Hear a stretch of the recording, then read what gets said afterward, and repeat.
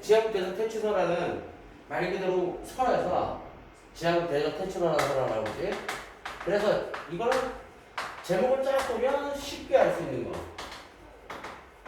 지하국, 지하에서 사는 큰 적을 퇴치하는 이야기다 라고 얘기하는 거예요. 그래서 내용을 바로 보면 이제 설하고 그 다음 이제 주제는 뭐 권선징악이지. 권선징악이니까 크게 어렵게 볼 거 없고. 옛날 지하국에는 마귀가 살고 있어서 가끔 이 세상에 나타나 어지럽히거나 예쁜 여자를 납치하는 것을 일삼았다. 그래서 어느 때는 마귀가 나타나 왕의 세 공주를 한꺼번에 납치한 사건이 있었다 이렇게 되어 있는데 요게 바로 중심 사건.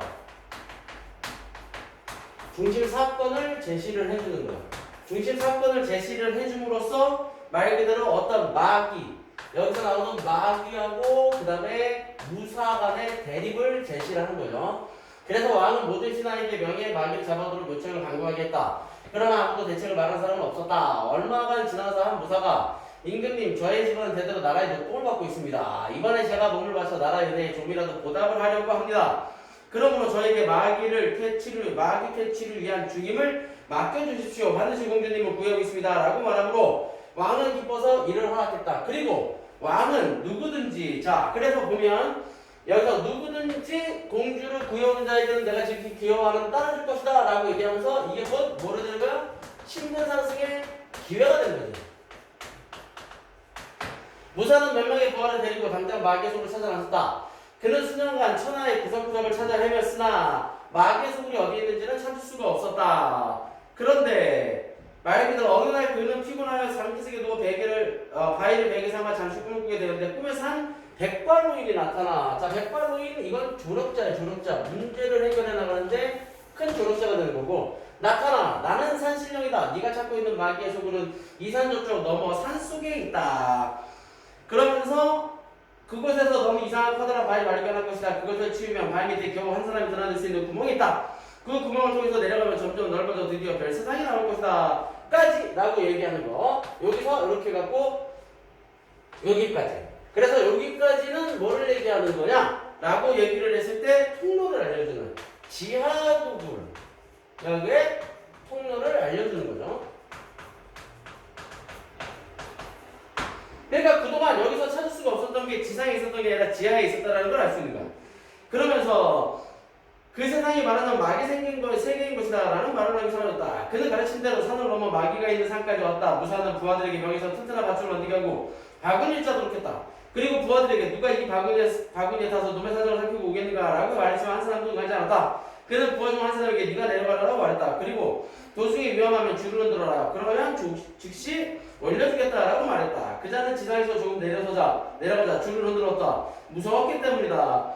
그 다음으로 시도한 부하는, 그러면서 여기서 이제 나오죠. 자, 부하는 밑바닥까지 가지만 제대로 살피지 못하고 줄을 흔들었다. 무사할 수 없이 자기가 내려가기로 했다. 결국엔 자기가 모든 일을 하기로 되는 거지. 그가 밑에 가서 보니 그곳에는 신비한 세계가 펼쳐져 있었다. 그 중에 제일 큰 집이 마귀의 집이었다.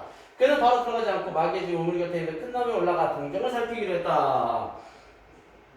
자, 그러면서 잠시 후에 아름다운 여인이 무라마리를 이고 우물에 물을 기르러 오는 것이었다. 자세히 보니 그것은 틀림없이 공주 중에 한 사람이었다. 공주가 항아리에 물을 기어 들어올리려고 하는 순간에 무사는 나뭇잎을 한 주먹 따서 훌훌 떨어뜨렸다. 공주가 얄궂은 바람하면서 다시 새 물을 채워 이고 가려고 하자 무사는 또 나뭇잎을 떨어뜨렸다. 공주가 이상한 일이다. 오늘은 바람도 없는데 하면서 위를 바라보는데 그곳에 한 사람이 있어 깜짝 놀라며 당신은 이 세상 사람입니까? 어떻게 이런 마귀의 세상에 들어오게 된 것입니까?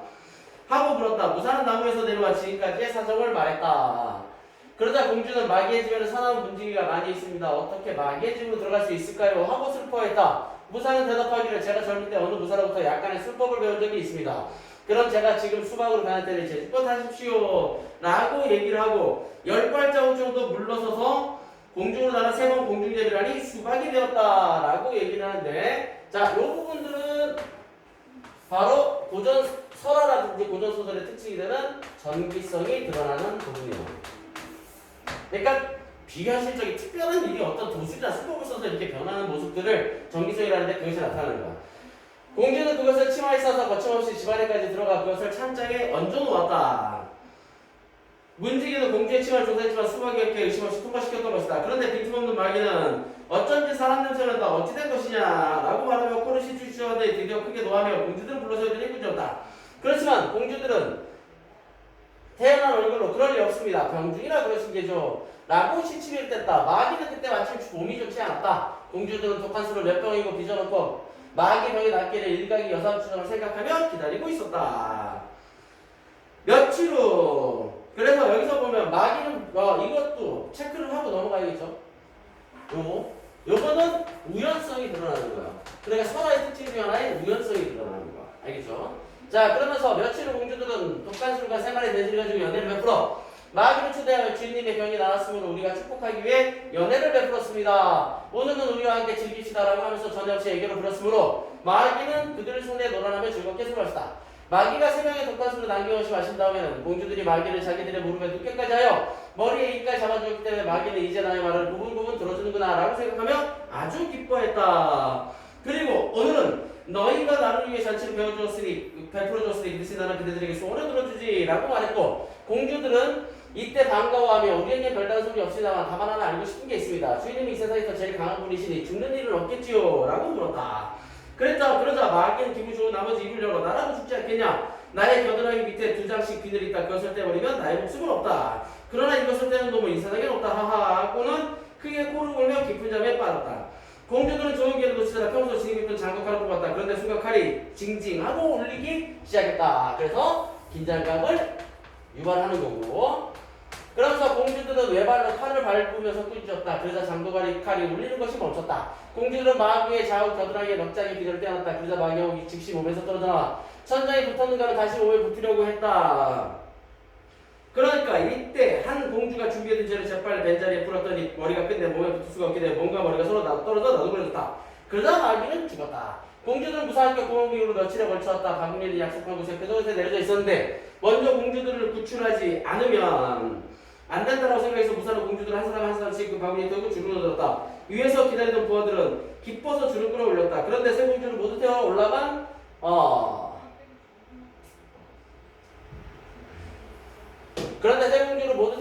바구니에 내려오지 않았다. 그뿐 아니라 부하들은 줄 대신에 큰 바위로 굴러 떨어뜨렸다. 그러니까 공을 가로채고자 했던 거죠.